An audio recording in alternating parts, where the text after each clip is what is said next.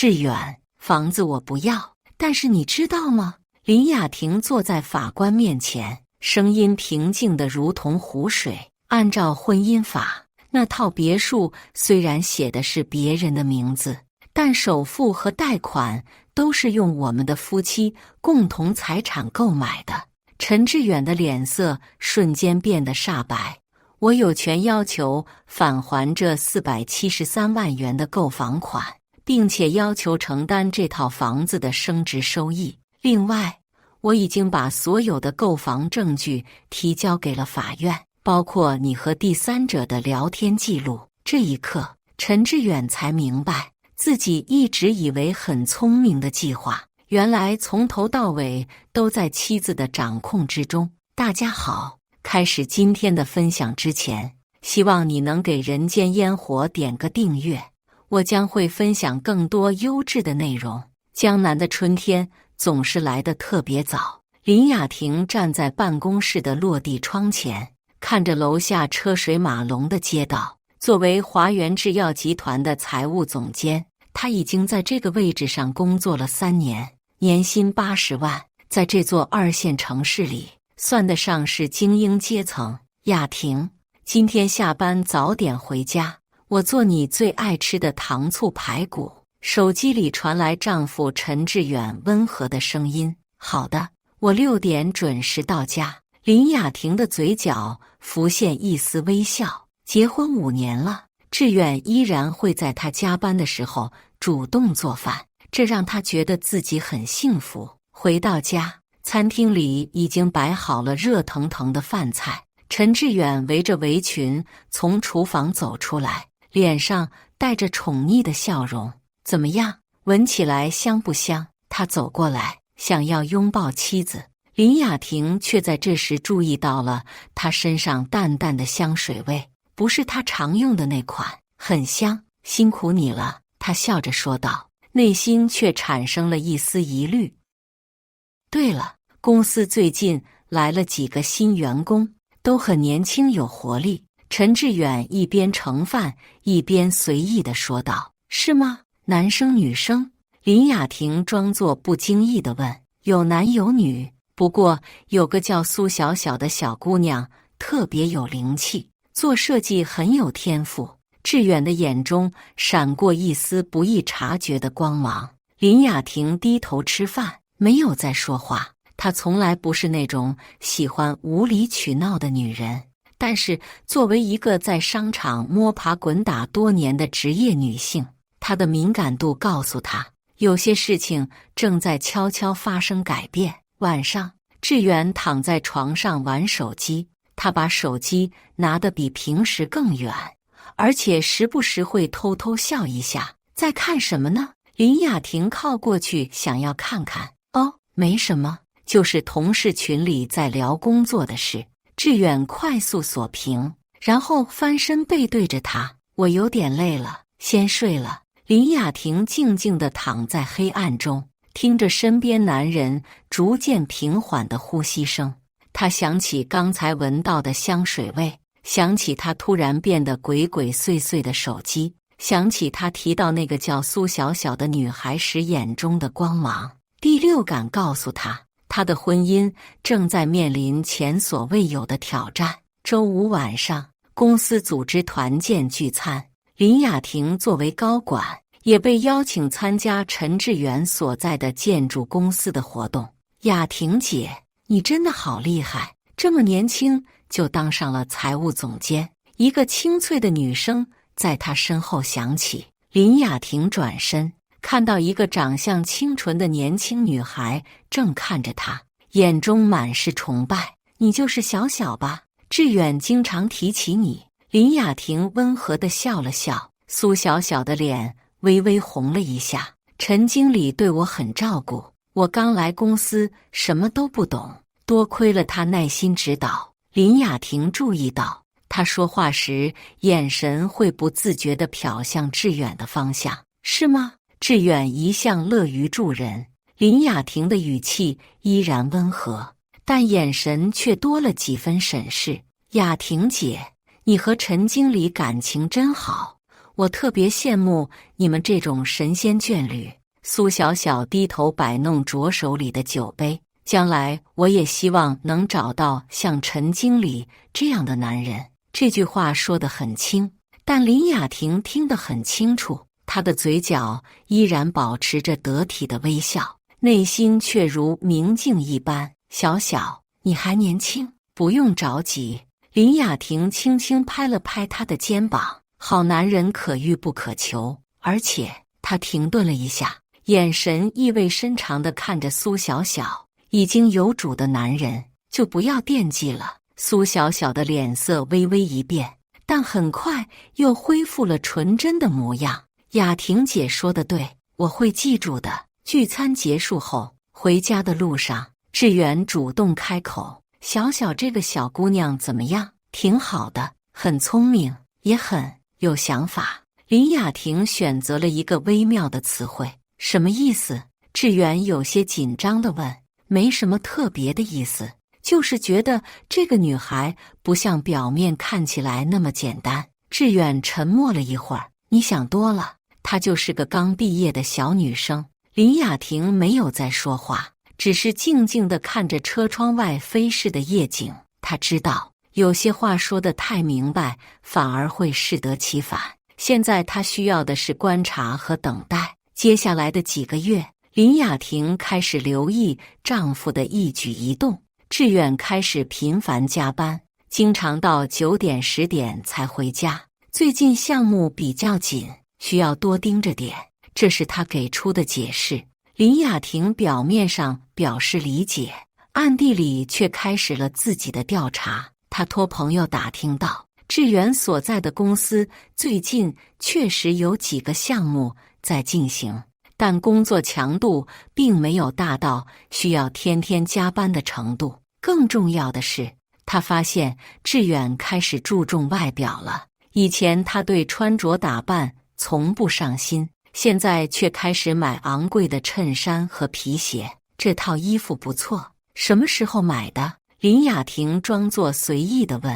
哦，同事推荐的一个品牌，说这样穿显得更专业。志远有些不自然地答道。林雅婷注意到，他买的这些衣服都偏年轻化，和他的年龄并不太相符。周末的时候，他提议一起去逛街。不了，我约了几个同事打球。志远拒绝得很快。那我自己去吧，正好买些化妆品。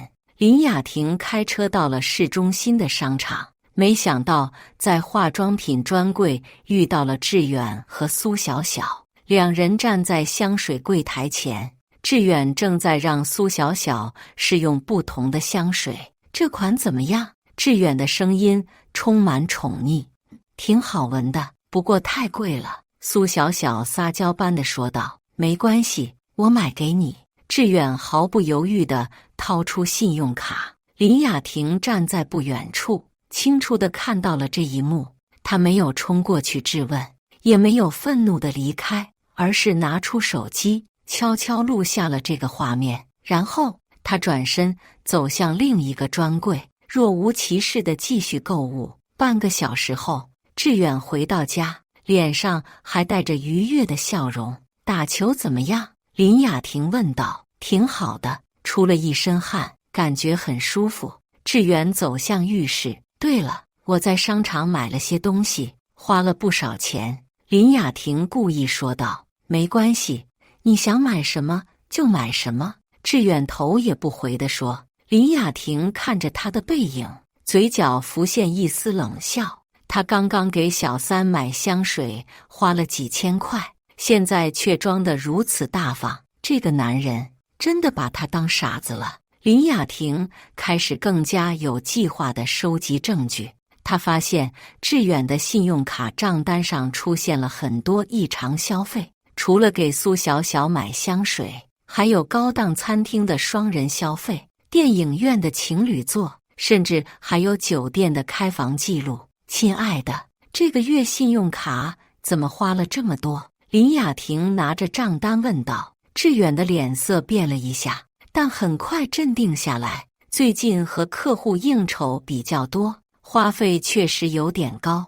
这家餐厅我知道，人均消费要1000多，什么客户这么重要？林雅婷指着其中一笔消费问道：“是一个很重要的项目，必须好好招待。”志远有些不耐烦：“雅婷，你什么时候变得这么斤斤计较了？这点钱算什么？”林雅婷没有再追问，只是把账单收了起来。她知道现在还不是摊牌的时候。通过在公司的朋友，她了解到苏小小最近变得很活跃。他开始参加各种社交活动，朋友圈里频繁出现名牌包包和首饰的照片。对于一个刚毕业的设计师助理来说，这样的消费水平显然超出了他的收入。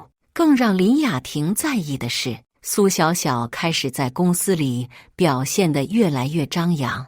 雅婷姐，最近有没有看上什么好房子？某次偶然遇到时，苏小小主动搭话：“房子？为什么这么问？”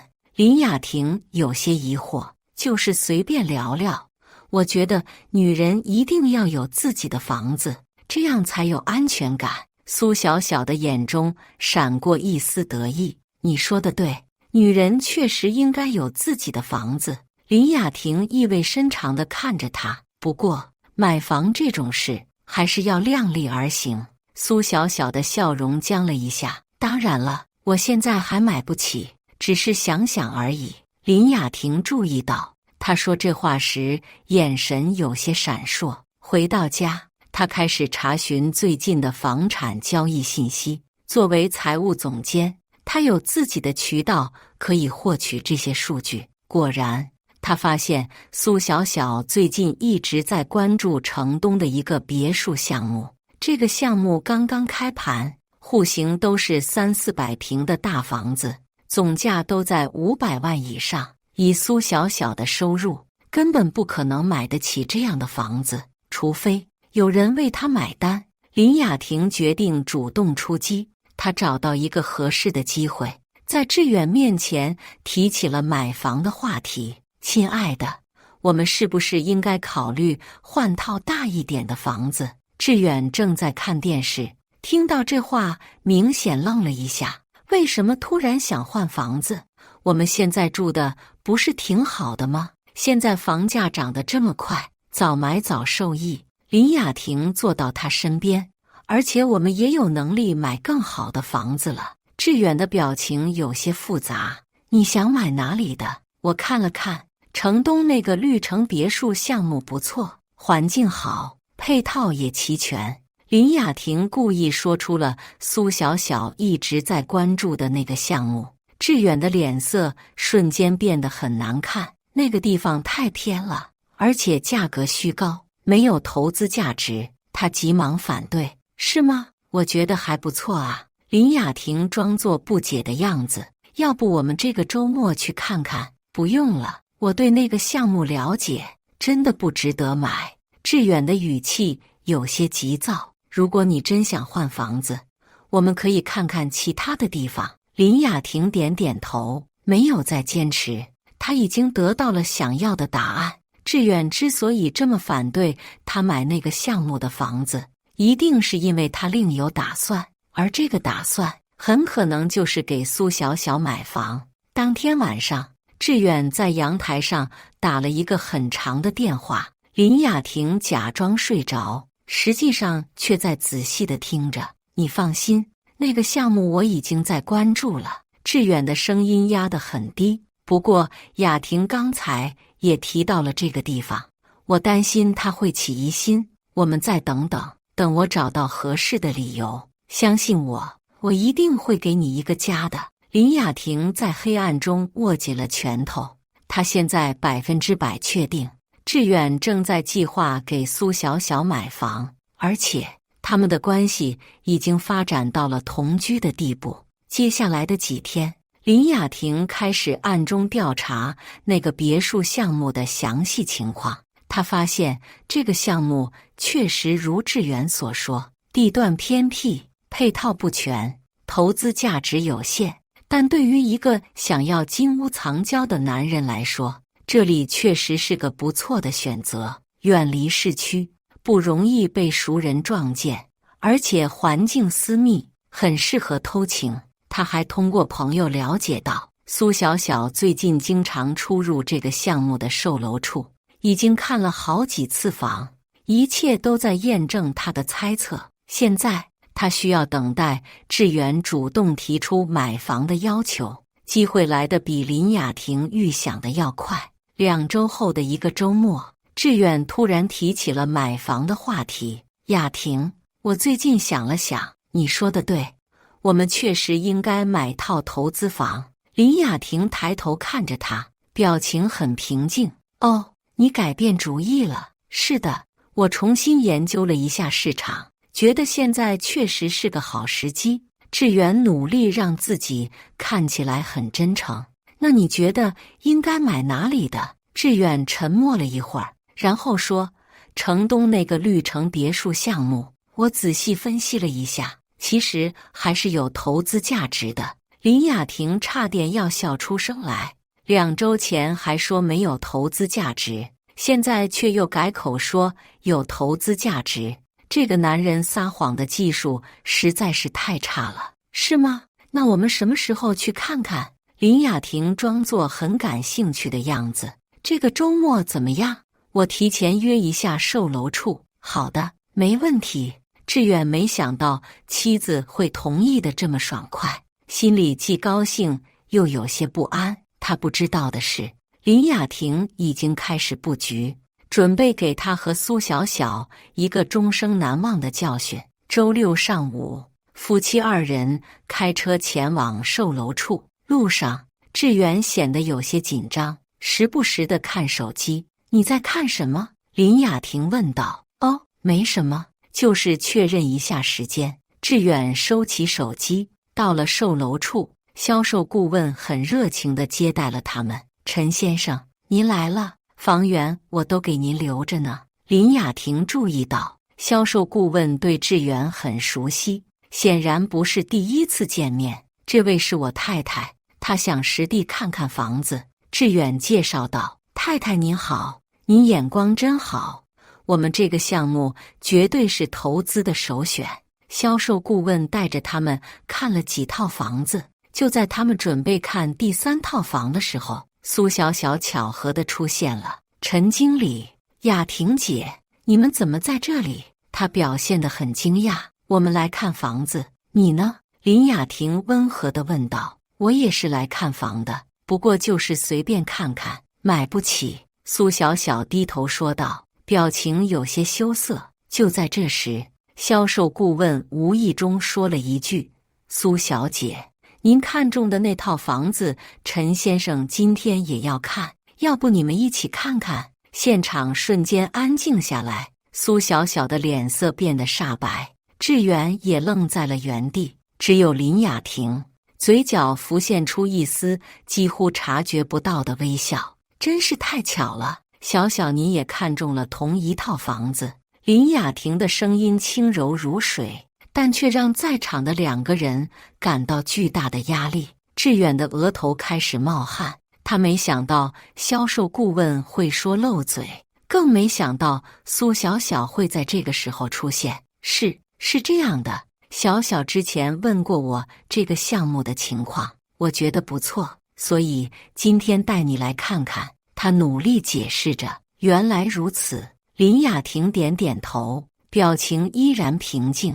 既然这样，不如我们一起看房吧，小小可以给我们一些年轻人的意见。苏小小不知道该如何回应，只能硬着头皮同意。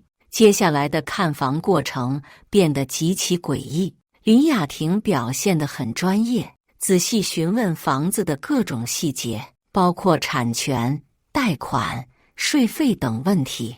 他还特意询问了，如果房产证只写一个人的名字，另一方有什么权利和义务。志远和苏小小都听得心惊肉跳。雅婷姐，你问得真仔细。苏小小努力保持镇定。买房是大事，当然要仔细。林雅婷微笑着说道，尤其是涉及几百万的投资，每个细节都不能忽视。看完房后，志远提出要单独考虑一下。雅婷，你觉得这套房子怎么样？还不错，如果你觉得有投资价值，我们可以买。林雅婷的回答让志远松了一口气。不过，我有一个条件。志远的心立刻提了起来。什么条件？所有的购房手续都必须合法合规，购房合同、贷款文件、转账记录，我都要保留原件。为什么？志远有些疑惑。因为这是投资，将来万一有纠纷，这些文件就是证据。林雅婷解释道：“你放心，我不会干涉你的投资决策，但程序必须正规。”志远想了想，觉得这个要求不算过分，于是同意了。他不知道的是，这些看似普通的文件，将来会成为压垮他的最后一根稻草。房子很快就定下来了。按照志远的要求，房产证上只写了苏小小的名字，但林雅婷坚持，所有的购房款都必须从他们的联名账户转出，而且每一笔转账都要有详细的记录。这样做有什么意义吗？志远不解地问。当然有意义，这样可以证明这笔钱的来源是合法的。林雅婷耐心地解释。税务部门如果查到大额资金流动，我们可以提供完整的证明。志远觉得妻子说的有道理，于是同意了所有的安排。办理贷款手续的时候，林雅婷更是亲自出马，她以自己的高收入作为担保，帮助苏小小获得了更优惠的贷款利率。雅婷姐，真的太谢谢你了。苏小小表面上感激，内心却有些不安，他总觉得林雅婷的行为有些不正常。不用客气，志远的朋友就是我的朋友。林雅婷笑得很温和。不过小小，我有句话想对你说。苏小小的心跳加快了。什么话？这套房子虽然写的是你的名字，但毕竟是用我们夫妻的钱买的。林雅婷的语气依然温和，但内容却让苏小小感到压力。法律上来说，我们对这套房子是有权益的。我知道的。苏小小勉强笑道。雅婷姐，你放心，我不会忘恩负义的，我相信你。林雅婷拍拍他的肩膀。年轻人嘛，有想法是正常的，但做事要有分寸。办完所有手续后，志远如释重负。他以为自己的计划已经成功了，却不知道妻子早已为他布下了天罗地网。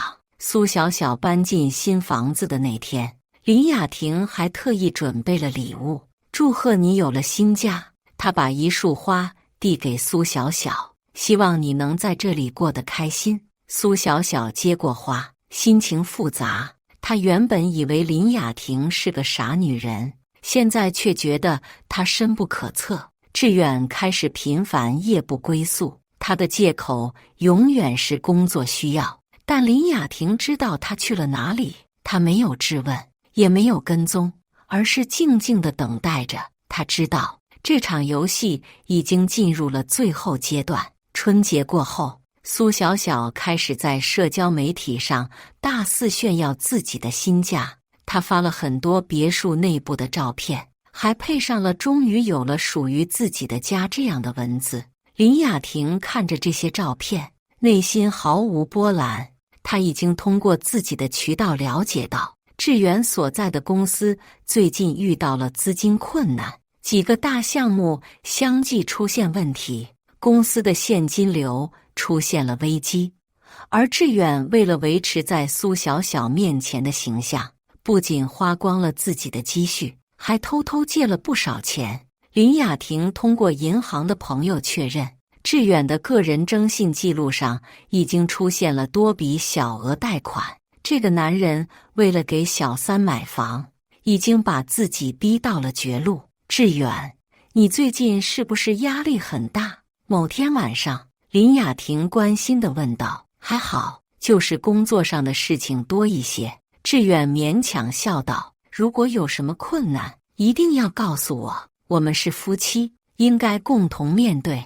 志远看着妻子真诚的眼神，内心涌起一阵愧疚，但这种愧疚很快就被对苏小小的迷恋冲淡了。我知道，谢谢你，他敷衍地回答。林雅婷没有再说什么，只是默默地为他准备了一杯热茶。他知道志远已经无法回头了，这个男人为了满足自己的虚荣心和欲望，已经彻底迷失了自己，而他也该为这场游戏画上句号了。2020年初，新冠疫情爆发，全国都进入了封控状态，志远被迫在家办公，夫妻二人朝夕相处。这段时间，林雅婷表现得格外温柔体贴，她每天为志远准备可口的饭菜，陪他看电视聊天，就像新婚时一样甜蜜。雅婷，这段时间辛苦你了，志远有些感动地说道。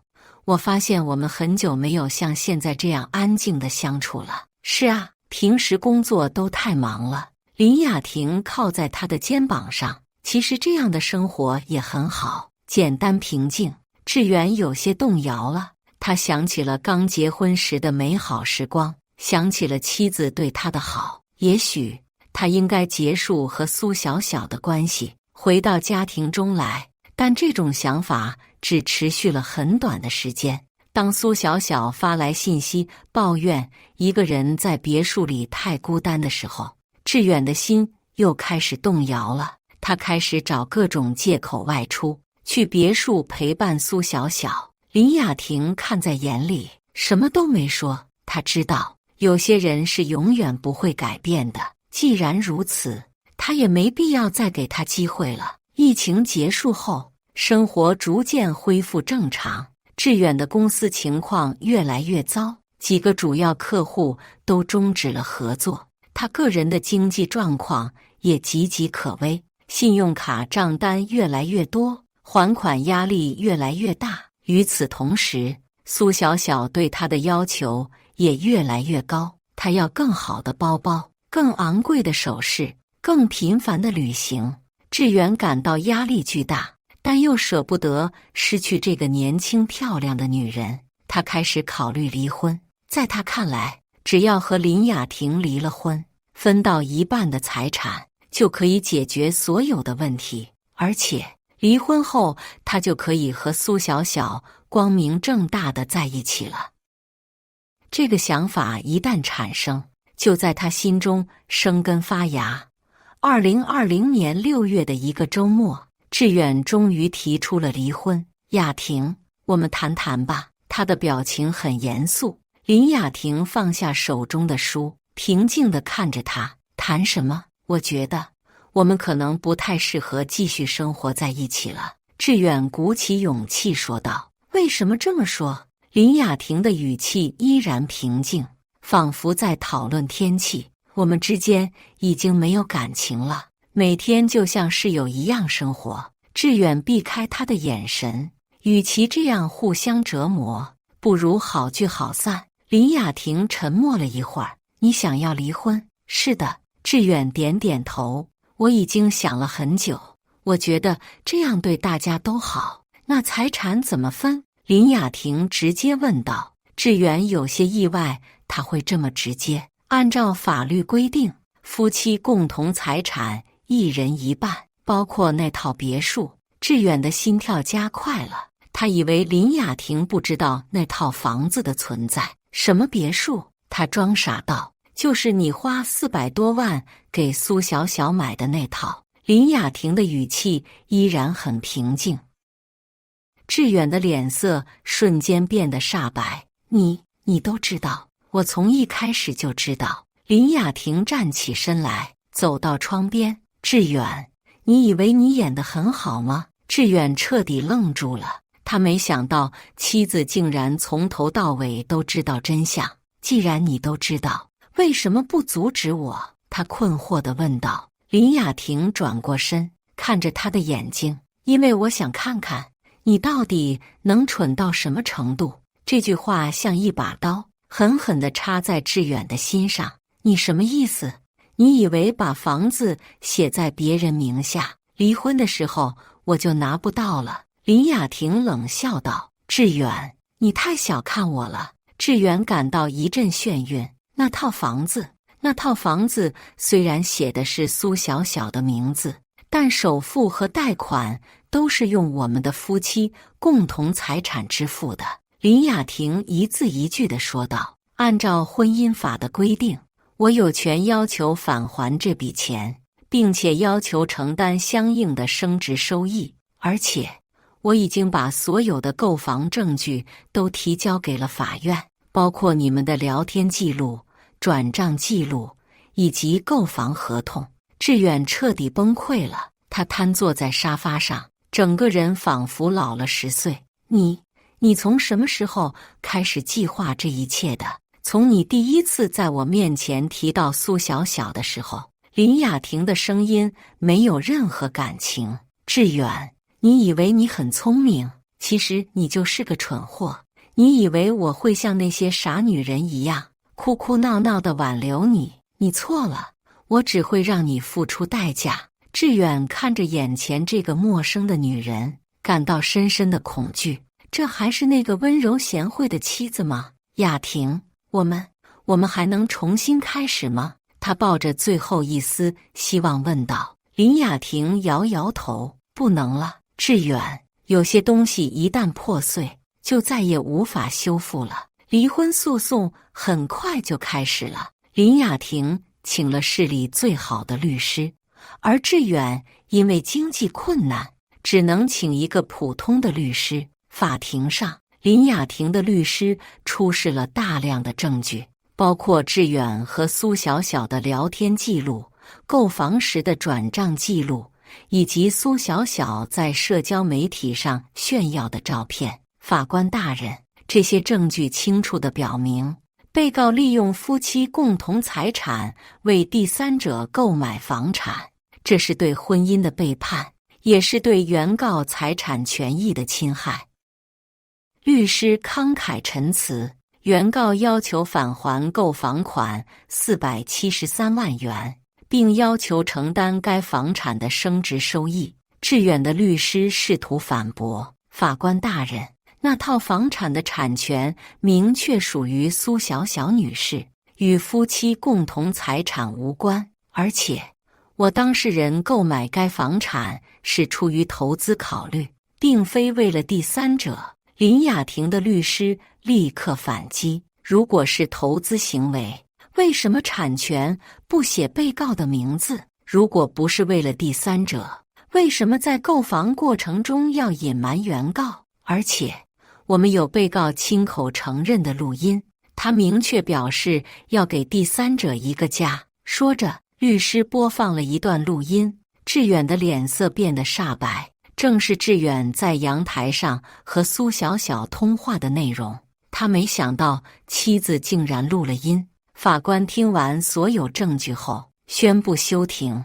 3天后，判决结果出来了。法院支持了林雅婷的大部分诉求，志远需要返还购房款473万元，并承担该房产30%的升值收益。另外，夫妻共同财产按照6:4的比例分割，林雅婷获得较大份额。这个判决对志远来说是致命的打击，他本来就负债累累，现在还要承担巨额的赔偿，根本无力偿还。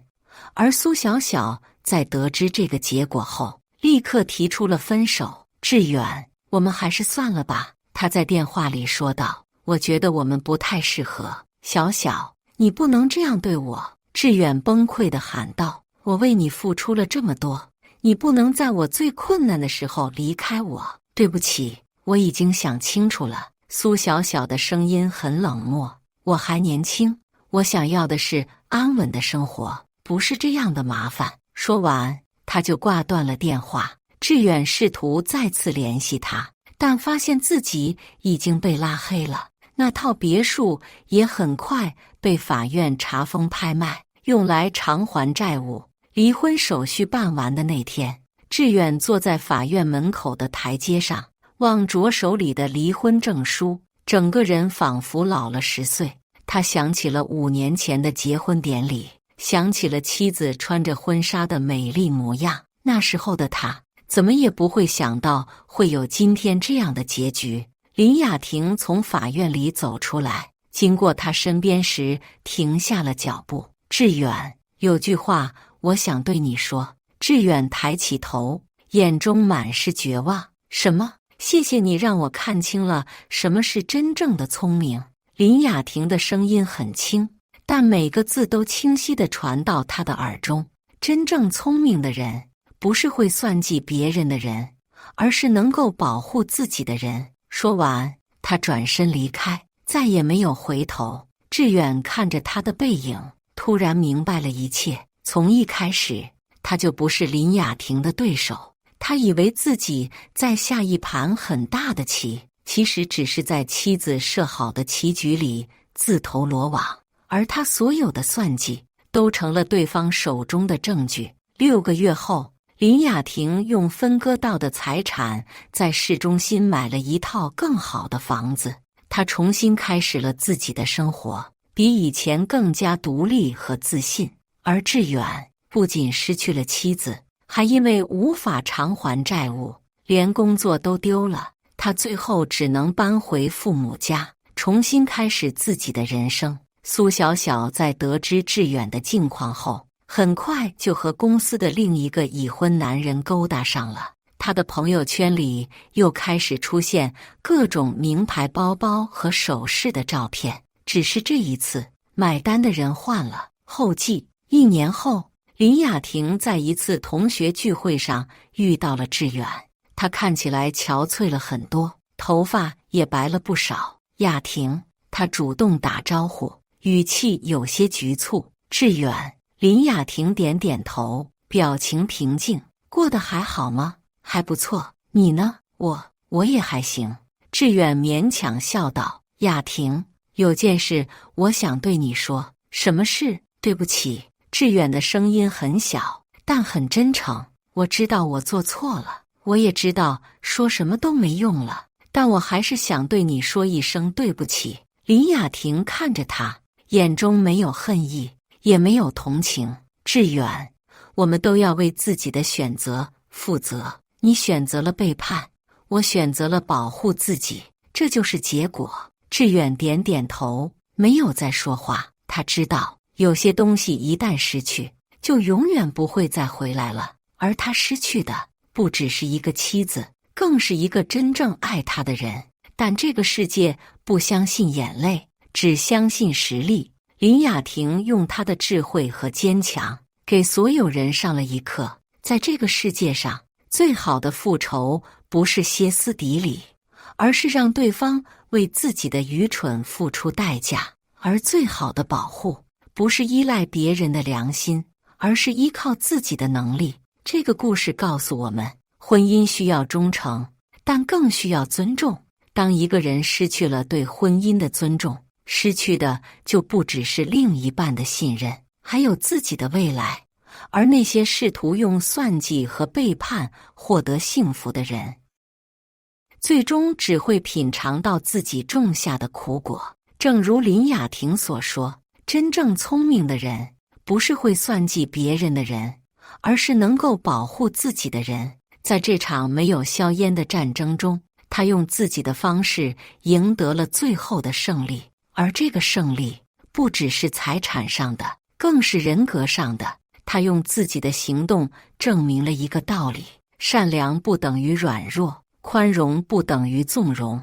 当善良遭遇背叛，当宽容换来伤害，那么反击就是最好的自我保护。这个世界从来不缺少聪明人，但真正的智慧是在保护自己的同时，让那些伤害自己的人得到应有的惩罚。而林雅婷就是这样的智者，她用自己的经历告诉所有女性，不要害怕离开一个不值得的人，因为你值得更好的生活。不要害怕面对背叛和伤害，因为你有能力保护自己。最重要的是，永远不要低估自己的力量，因为真正的强者不是那些会伤害别人的人，而是那些能够在伤害中保护自己并重新站起来的人。这就是林雅婷的故事，一个关于背叛与复仇、算计与智慧、失去与获得的故事。而这个故事的真正意义，不在于复仇本身，而在于告诉我们，在这个世界上，只有自己才是最可靠的依靠，而最好的人生，就是用自己的能力创造属于自己的幸福。以上就是今天分享的故事，大家有什么想说的、想吐槽的，欢迎在下方评论交流，也更希望能给人间烟火点个订阅，我将会分享更多优质的故事内容。